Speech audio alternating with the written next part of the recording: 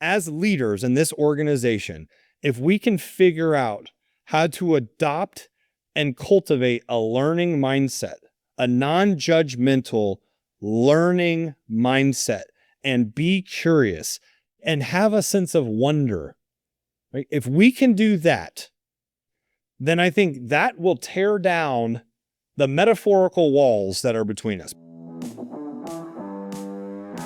Hello and welcome to another episode of Can't Stop the Growth. I'm Chad Peterman, and today we have a special episode hosted by our COO here at Peterman Brothers, Mr. Andrew Hasty. Andrew spent a ton of time in the educational space and has a ton of insight into leadership, motivation, and helping others learn. We hope you enjoy his stuff from a future leaders session that we run here at Peterman Brothers. Take a listen and let us know what you think. I am picking up where Chad left off. As you remember, we are working through the 15 commitments of conscious leadership. So I'm talking about commitment number 2 today. Interestingly enough, commitment number 2 is all about learning through curiosity. So I think it's rather fitting that somehow I ended up with this commitment today, which is great. When I first saw the commitment, learning through curiosity, I immediately thought about how I will just randomly watch videos, like snippets of like my favorite movies. You know, there's like a scene from Braveheart, you just check that out on YouTube. There's a lot of scenes from like Good Will Hunting, incredible film. If you've never seen it, I called it a film because I wouldn't call it a movie. That would be disrespectful to the film. And there's one snippet that I watched, and I first was exposed to this snippet at Peterman Brothers. We were introducing sort of concepts from Service MVP that we then adapted with Nexstar and formulated together and put together what we now know as the Peterman Way. And when they were doing that training at the time, L&D had really nothing to do with it. We were just observing. Sales was sort of running point on that. And it was a video clip from the TV show Ted Lasso. And in this scene, Ted Lasso is in a bar, and I've not seen the show, although I've been told I need to watch it. He's in a bar, and there's the backstory there is he's coaching a soccer football team in Europe, but was an American football coach. I think I got that right. So there's some things that he's doing that we would call maybe a little bit odd. Right? Because he's not a traditional soccer coach. He's a football coach. But anyway, he's in the bar and he decides that Rupert is he's the ex-husband of so he and his ex-wife are owners, and he's kind of a jerk. And by kind of, I mean, he's an asshole. So Rupert's an asshole, and Ted sees there's this opportunity as the season winds down for him to be able to make some decisions about the roster and the positions that they're playing without having to deal with Rupert being a nuisance. So anyway, he goes on and he kind of challenges him to a game of darts. And in the game of darts, Ted's just kind of willy-nilly throwing them. And then Rupert's like, yeah, let's make a bet. How about 10,000 quid? And he's like, that's a little too rich. How about, if you win, you get to set the roster how you want it. And if I win, you got to stay out of the owner's box. And so he's kind of doing this for the ex-wife, right? She's absolutely annoyed. He feels bad for her. And then Rupert's like, oh, and he pulls out like his own dart case. Side note, like my family has become alarmingly like almost there's an issue with darts. Like every time I go to my brother or brother-in-law's house, they are now playing darts like the entire time.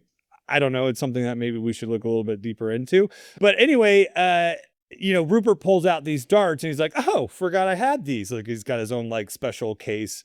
And then Ted's like, oh, I forgot I'm left-handed. And he just like nails a bullseye.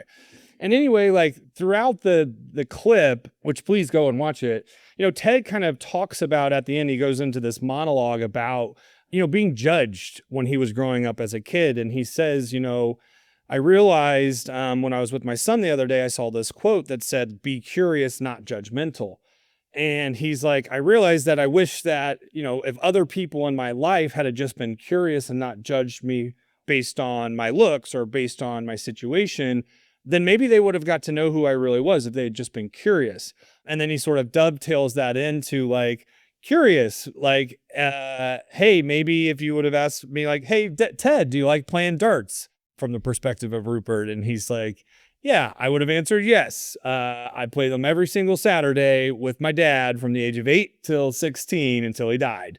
And then he like hits 2 triple 20s and a bullseye to win the game. Being curious, not judgmental. So the whole part of this chapter is built on, these commitments. And so it's kind of neat. Like when they start each chapter out, they start by listing what the commitments are. So I'm going to read to you what the commitments say. So it's commitment. I commit to growing in self-awareness. I commit to regarding every interaction as an opportunity to learn. And I commit to curiosity as a path to rapid learning. So commitment number 2 is all about like, how do I go from being what they call a knower? I'm a knower of things. I think we all know who knower, like what it's like when someone's being a knower, to a learning mindset. So a knower is I'm always right. And a learning mindset is what am I missing?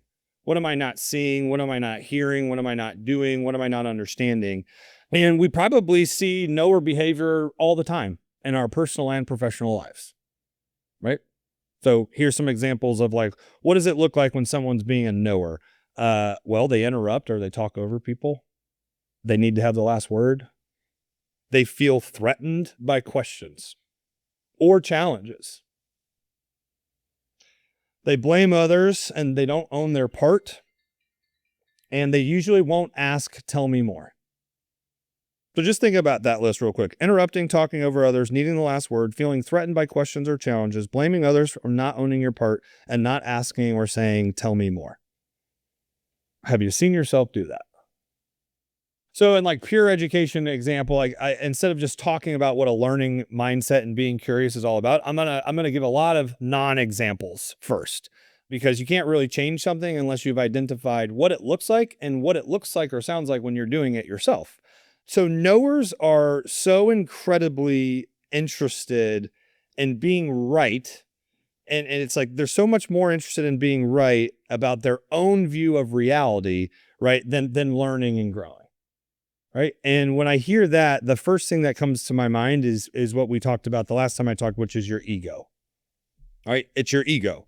So the reality, the reality about our reality is that our brains are so hardwired for self-preservation that we are constantly seeking not only to protect ourselves physically, we are trying to protect our ego as well, our reputation, or whatever we think that reputation is.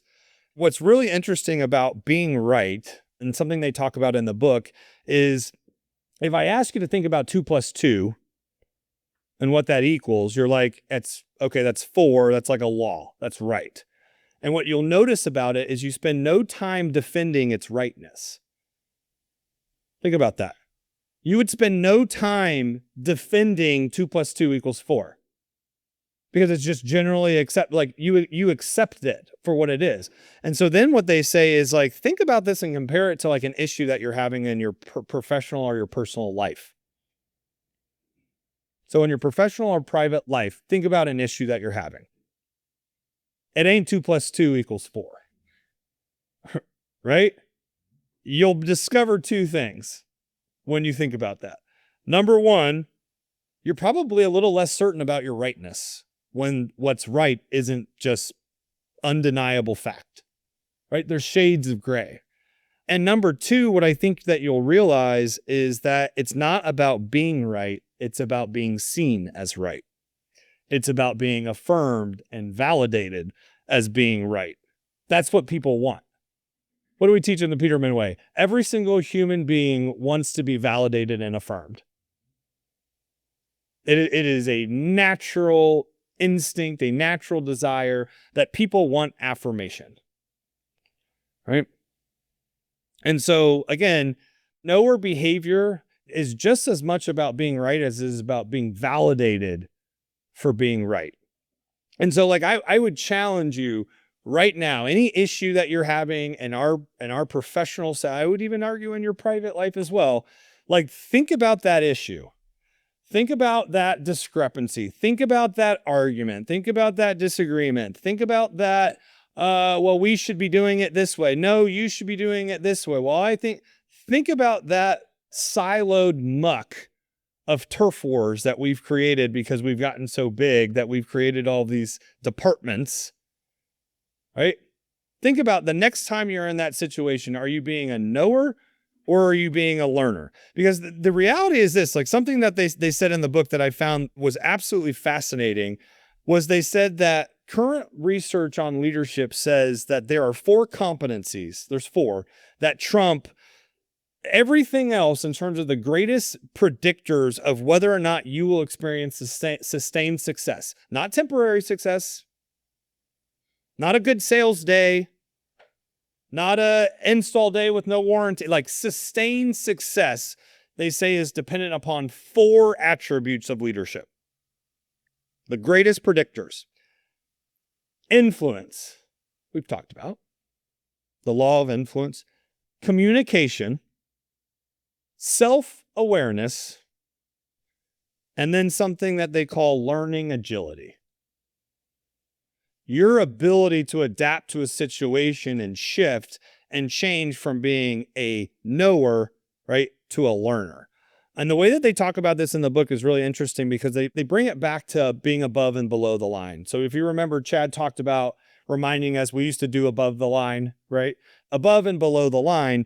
They call it when you are going below the line, right? You're not being a learner. You're more interested in being right. You're more interested in protecting your ego. They call it drifting, right? So when you're drifting, right, there are physiological changes that happen in your body when you're drifting, when you're going below the line. Usually you'll clench your jaws, you'll straighten your shoulders, you'll have really shallow breaths. You won't have like controlled breathing because you're being defensive. You're being argumentative. You're trying to prove that you're right. That is drifting. What do I know about drifting? Drifting is normal. I drift every single day. Every day I drift. Every day something comes up that I think that I know the right answer to, that I want to be right about. Or I'm disappointed in what someone else's perspective is, and I drift. My body language drifts. My mindset drifts. Everybody drifts. Natural, normal. The question is, the challenge is how quickly, once you drift, do you do 2 things? Number 1, do you acknowledge that you're drifting? That's self-awareness. That's why self-awareness is so important. Number 1, do you feel, do you know, do you acknowledge I'm drifting? And if you start paying attention to this, you'll notice it when you're doing it. I'm drifting. And number 2, do you shift? Do you shift back to that learning mindset? Drifting is normal. Shifting, abnormal. I would say in my experience and being in all the meetings that we have here, that we do a really good job of drifting. Myself included. We drift. If I'm in this department, then I know what's best. If I'm in this department, I know what's best. If I'm in this department, then I know what's best. If I'm in this department, then I know what's best. If I'm in this department, then I know. Maybe you do.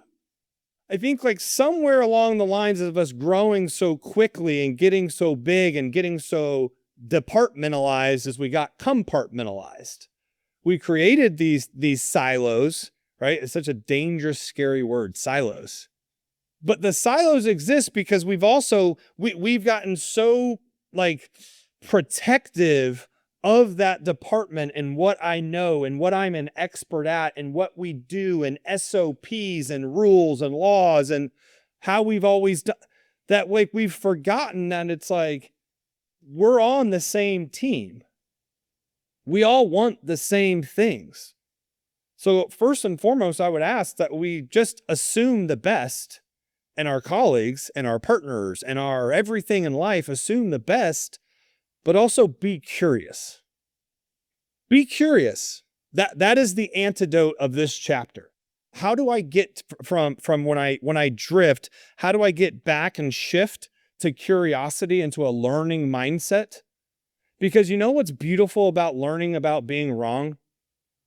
You get to be right because you've learned something new about being wrong about something. It's wonderful.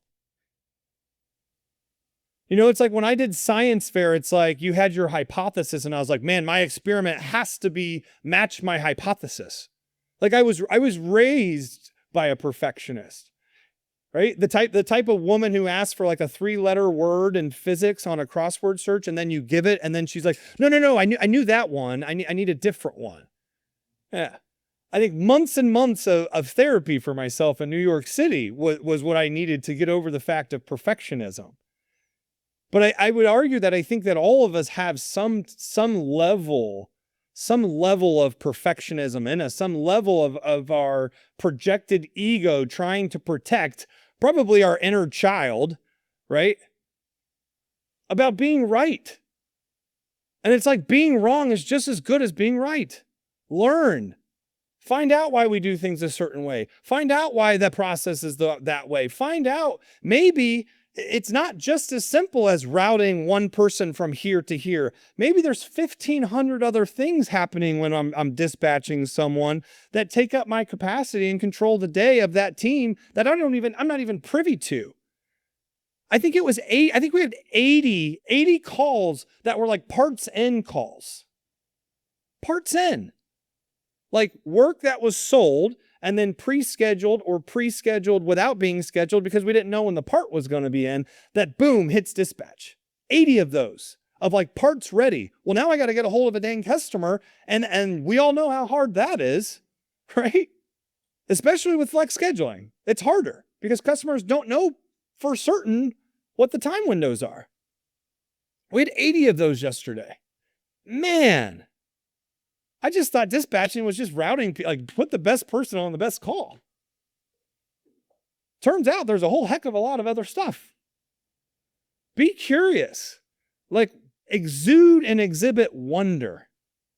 We were all that way when we were kids. I do not have kids, but I imagine if you are a parent, it's what your kids do all day, which would annoy the absolute living crap out of me. When I was a teacher, it was fun because it was all science and we could do experiments. Why is that? Why? Like, that's who we are as people. And then we become adults and we get this ego and we want to be right. And we shield that thing. We stop wanting to discover. We stop wanting to learn. We just want to justify our position or our opinion. We are not going to double the size of Peterman Brothers. We are not going to go into the state of Michigan or deeper into Kentucky or elsewhere and create opportunities for more people to be employed and do things the right way and make better, stronger, safer communities if we as a team can't figure out how to come together and be more open to learning.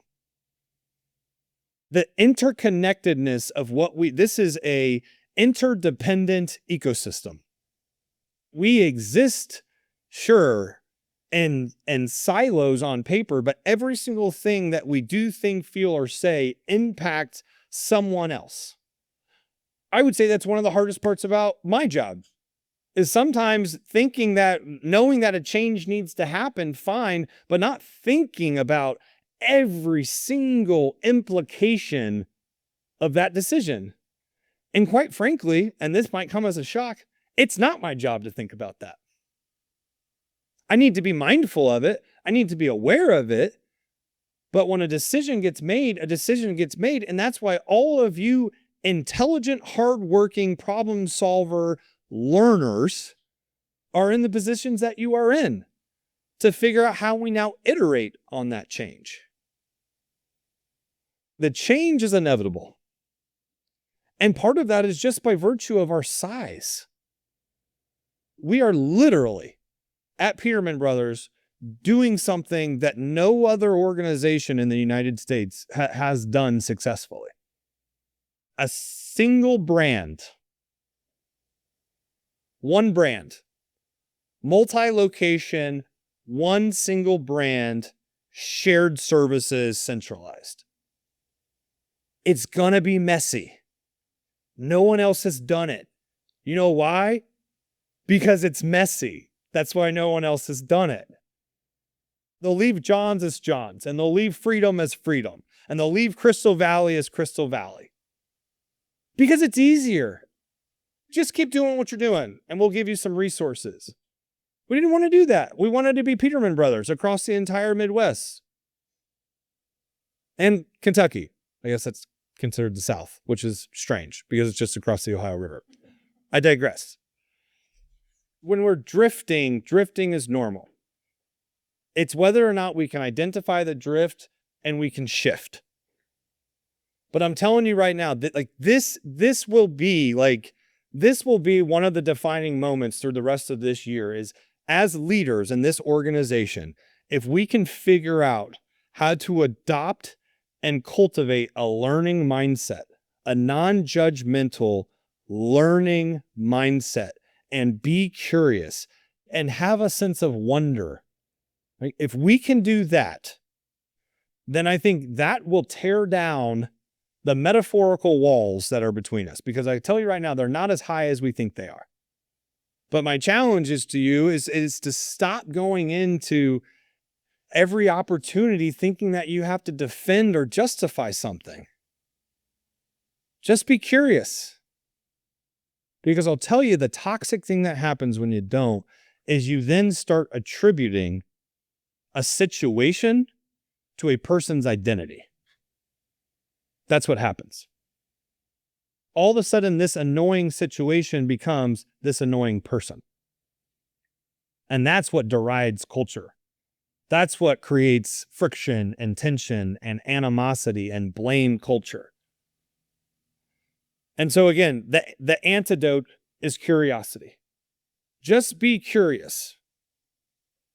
And I will call out that some of you have done a really good job of asking questions in a way that makes it sound like you're being curious. But you're really just asking or saying a pointed statement. Which to me is worse because it means you're aware of it and you're purposely being an asshole.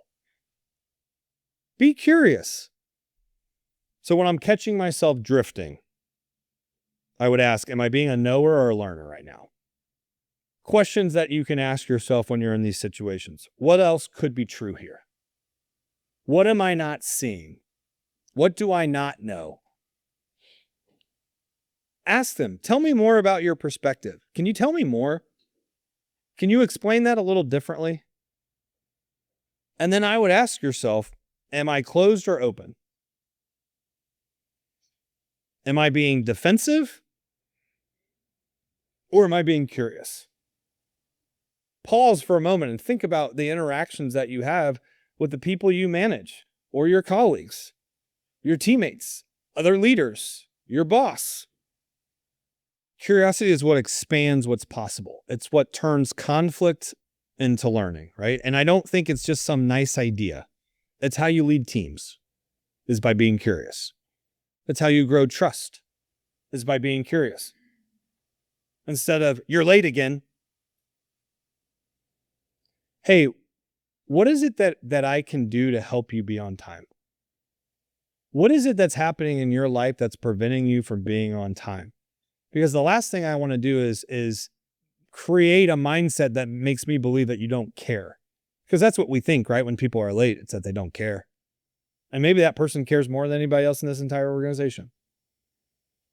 Curiosity is how you lead teams. It's how you grow trust. And it's how we're going to find as a company that has grown as big as it has and has all these different departments. Curiosity is how we're going to find better solutions than we could ever see by ourselves. Curiosity is the antidote. I wanted to close with the end of the chapter here. That was a good, I feel like they even call it in a nutshell, what a great way to wrap up the chapter. And it also harps on a little bit on commitment 1 that Chad talked about last week. Commitment 1 says, I'm done blaming and complaining, and I see myself as the source of my experience. Right? That's why we teach E plus R equals O. Right? An event plus my reaction or response to that situation can dictate what the outcome is. Commitment 2 says, I value learning over being right. I value growing over the survival of my identity. I choose curiosity and wonder. These 2 commitments open a world of possibilities. Go be curious. Drifting is normal. Shifting is all that matters. Thanks for tuning in. If you'd like to connect with me personally, you can find me at chadmpeterman.com. To see what our team's up to, you can visit petermanbros.com. Don't forget to check out the YouTube channel and consider joining the CSTG arena. As always, keep growing out there.